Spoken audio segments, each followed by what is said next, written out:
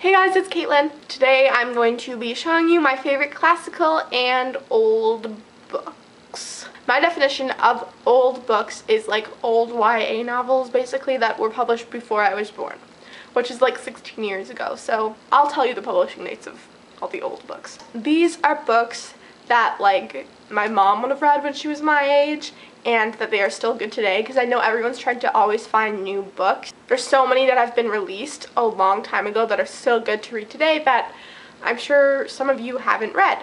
And if you have read them, then congrats. I'm going to start off with showing you the 3 classical books I have. The first book is To Kill a Mockingbird by Harper Lee. I read this last summer for my AP English summer assignment, and of course reading books for school makes them not fun, but this book I really enjoyed reading. The first book I had to read for my summer English assignment last year was Lord of the Flies, and I struggled to get through that one, and so I was really hoping that To Kill a Mockingbird would be good. And it was really good. It teaches you these weird life lessons and things that Harper Lee writes still applies to today's life, and I think that's when you know that a book was good. This was written like 50 years ago because this is the 50th anniversary edition. I have a part highlighted in here. Like, I went and highlighted it with a marker because that's how good the line was. It says, "There are just some kind of men who are so busy worrying about the next world, they've never learned to live in this one." Oh my gosh, I just sat there for like 10 minutes after that quote and I was just like, yes. You just have to read it. A lot of people didn't like it, which made no sense to me because this was honestly, it was adorable and it was just a good story, and I teared up at the ending. I did. Next book is Little Woman by Louisa May Alcott. I read this book in a day. My grandma bought it for me like 2 years ago.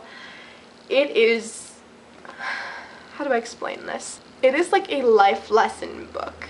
When you first read it, you don't really take anything out of it. You're kind of like, oh. But then you like sit and you think about what just happened throughout the whole book, and you're like, oh, wow. Because that's what I did. It's about 4 girls and their lives. There's pictures. It's a really easy read. The words are large. It is sad, but it's also happy. And usually classic books, like, I know a lot of people hate them, but because they're boring or like whatever, but there's like no way you could hate this book. But seriously, like, this book is just so good. I read it so many times because it's so easy to read, and I really don't know how to tell you what it's about because it's just about 4 girls, and I'm like reading the book and it literally just says it's the story of 4 girls growing up with plenty of spirit but little money during the Civil War era in New England. It is so good. Like, this girl finds this dude, something else happens. It's so good. Read it. The last classical book I have is The Secret Garden, and I don't know who this is by. I used to think this was the scariest book in the world. I have no idea why, because the beginning, this girl named Mary is going off to her uncle's house, and the way they described it, how I pictured it when I was little, was just this girl like riding in a carriage dressed in all black, just like crying, and gets to this dark place, and she's in her room and it's dark and she can't talk to anybody. And it's, I don't know, but it's like not like that. But like, her uncle is mean to her. Her uncle is Ben. I just opened it and like, she goes to live with her uncle and she finds a garden and that's her happy place or something like that. This is also really easy to read. Mine is, at least. It has big words. But the cover is so cute. I read this a lot when I was younger, even though I thought it was creepy. I was like, she found a secret garden. What the heck? So now, the next book is not an old book and it is not a classic book, but it is Freckle Juice by Judy Blume. Freckle Juice, I wanted to check when this was published just to see if I could consider it an old book, but I don't think I can. 1971, so it classifies as an old book. Freckle Juice, I don't know how to explain this book. I read this still. I bought it in like the 2nd grade and I was obsessed with this book. It is adorable. Like, I can't even explain to you. It's just the cutest book I've ever read, and it's about a boy who wants freckles so so he drinks Freckle Juice. And like, it's this life lesson about how you are perfect the way you are, and I'm going to read it to my kids, and they're going to read it to theirs, and like, I still read it. And if that doesn't tell you how like obsessed I am with this cute book, then I don't know, because I am 15, turning 16 very soon, and I just still read this book that I bought when I was 7. Oh, I love this book. Okay, the next book, it was an old book. It was published, this was published in 1994, and it's Walk Two Moons by Sharon Creech. Oh, it's about a girl named Sal. I think that's her name. Let me look. Her name is Salamanca Treehiddle. And she's traveling. She goes on this road trip with her grandparents to like find out what happened to her mom, I think. Or like find her mom. Oh, she's going to Idaho for her mom's birthday. Yes, and I read this in the 6th grade with my class. And we had like a audio tape read it out loud to us. And they had a southern accent, which just made it so much better. And I always read ahead because I hate listening to like books read to me. Okay, but like at first I did not like this because we were reading it for school. Reading for school just takes away from the book, but even though I read this for school, I still ended up liking it because I just got really attached to the characters. And like the ending, if you're not, like, I caught on what was happening right away, like, I knew the ending, but some people did not know the ending, and I was like, where were you the rest of these chapters? Like, it obviously states this so many times. But they were like, it doesn't directly say it, and I was like, I'm smarter than all of you. I'm just kidding. But I recommend this book. It is, again, like one of those stories that teaches you life lessons, which those are always good books, to be honest. She tells the story of Phoebe Winterbottom, who received mysterious messages, met a potential lunatic, and whose mother disappeared. Beneath Phoebe's story is Sal's story, and that of her mother, who once left one day for Idaho and has not returned. Sal has less than a week to get to Idaho in time for her mother's birthday and bring her back. It's sad, and happy, and funny, and great, and I like it. Read it. The next book, I will be recommending these books and referencing these books so many times throughout my videos that you better get ready. But this is the 56th Nancy Drew book, The 13th Pearl by Caroline Keene. This was the last Nancy Drew book I read because I have to read books in order. Even when people say, hey Caitlin, you know you don't have to do that in order, right?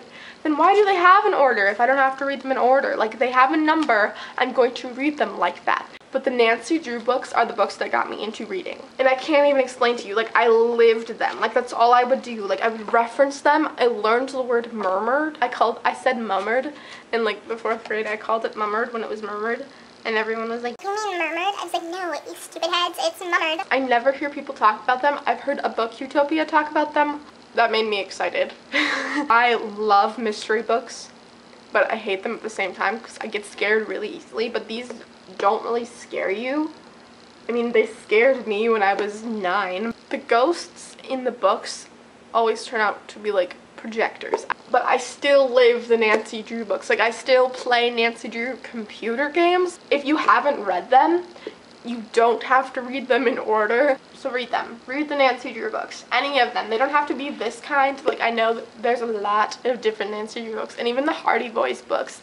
Like, they're written just like this, but by a different author, whose name I don't know off the top of my head. The next book series is similar to Nancy Drew books. This was published in 1970. This is the Trixie Belden series, and this one is called The Mystery of the Missing Heiress. These are very similar to Nancy Drew, as in there's a girl who solves mysteries. I don't really know how else to explain them. These were my mom's books. I have all of them downstairs, but the pages are literally yellowed. Like, this is old. My mom read them a lot. Like, you can tell they were once white and then they're yellowing. I think that's hilarious. These are fun to read and they're mysteries, so if you like that. This was $1.50. Like, I want to live in a world where books are still $1.50. The next book is for younger readers, obviously, but I read it yesterday and I was just I could read this again in like a day. This is the Babysitter's Club books. This one is called Karen's Pony and it's part of the Little Sister series. I don't know. But I read the back of this book when I was looking for books to put in this video, and I just could not stop laughing. And I was like, I'm putting this in here and I'm reading it because it's 98 pages and there's pictures. Obviously, I could read this when I'm like in a bad mood and I just kind of want to be cheered up. That's why I'm recommending it. And I guess it's old. I'm not sure. This was published in 1995. It was published before I was born, so it obviously qualifies. But the back of this book says, Karen sees a sad old pony for sale. If no one buys Blueberry, he will have no home. Daddy feels sorry for Blueberry too, so he buys the pony for Karen. He just buys her a pony. I just think that is hilarious. He's just like, aw, I'm gonna buy my kid a pony. If I saw like a dog on the side of the street that was like being sold or whatever, and was like, he will have no home if he doesn't buy it, like I'd be like, hey dad, come and get that puppy, and he'd be like, ha ha ha, no. I wish I was Karen. If you need to pick me up and you don't want like a love story, pick me up that's like happy. This is hilarious. Just because like, not the story is hilarious, but the plot of the story, I just think it's funny. I don't know. Next book I have is Little House in the Big Woods by Laura Ingalls Wilder. I've read all of the books by Laura Ingalls Wilder. These were like the first big books that I read, but these took me so long to finish, and honestly this one isn't that long, and I don't know where my other ones are. They were like the first big books I read. This is 238 pages, which is a lot for a 9-year-old, okay? But like there's pictures and the words are big, so I don't know why I thought these were so hard to read. But these are basically about a girl named Laura, and she just tells you about her family, and she gets older as the books go on, obviously.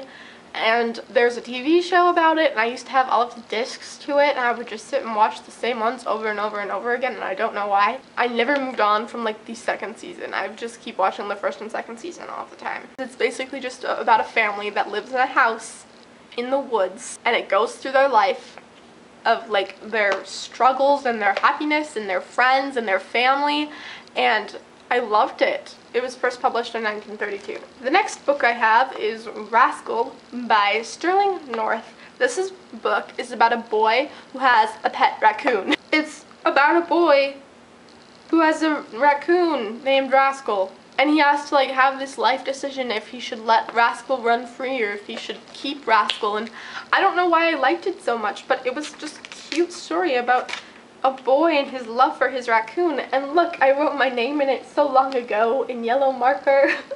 See, look at there. There's them. When was this published? Let's see. In 1963. Is this like a true story? All of my friends in this book, both animals and human, were real. Oh my gosh, that's so cool. What? How did I not connect this till now? The boy's name is Sterling North in the book, and it's written by Sterling North. It's a true story, everyone. Okay, don't laugh at me. The last book I have is also pretty cute, if I do say so myself. That's Ramona Beezus by Beverly Cleary. If you have a younger brother or sister and they annoy you to no end, you will connect with this book like no other. It's hilarious.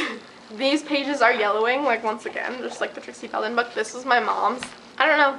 Read it. It's pretty cute. Look at the cover. It's cute. This was $1.75. I want books to be $1.75. Inside, they recommended Freckle Juice. My camera like stopped recording, and I don't like know what happened. Oldies but goodies. Laugh with me. Ha ha ha ha. Cue laughter. Okay. That's it for today, everybody. I hope you liked my old book recommendations and classic recommendations, and I will see you on Monday.